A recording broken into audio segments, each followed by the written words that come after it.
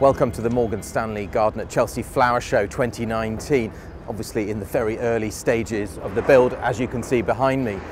Whenever we create a garden at something like Chelsea Flower Show, there are two strands, two essential threads, if you like. The first is one of the garden narrative, the sort of design intent. The second is the process you use to implement that design. So if you take the first one, the design intent, this year we wanted to produce a garden that was unashamedly a plantsman's garden. Something where there are not only unusual species exhibited, but also it's very bountiful, very, very plant rich, where we can walk through and become enveloped in the bountiful blooms and fabulous foliage.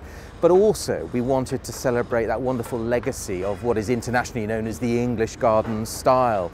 One, of course, which has been raided from around the world. The inspiration has been drawn in and then recycled, if you like, as the English style.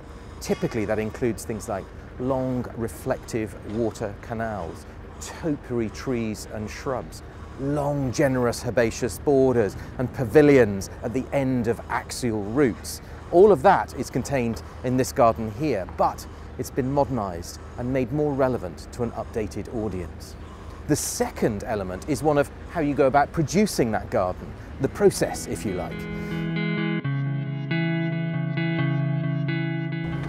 One of the key aspects of producing a show garden, and of course a real garden, for us has always been the element of how lightly does that garden tread in terms of its environmental footprint and its use of resources.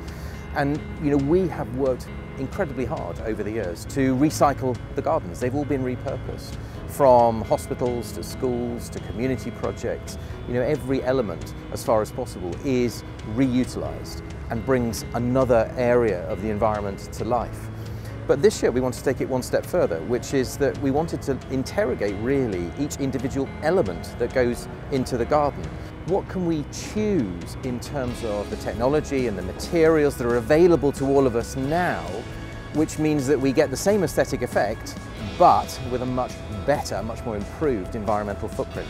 And that's really the focus this year. It's about choosing those materials which are alternatives without compromise. And that includes whether it's laminations of slate, whether it's porcelain tiles, whether it's the Volvo machine, for instance, an all-electric excavator, dust and noise and vibration free, produces actually a really remarkably pleasant environment, even in the middle of a construction site.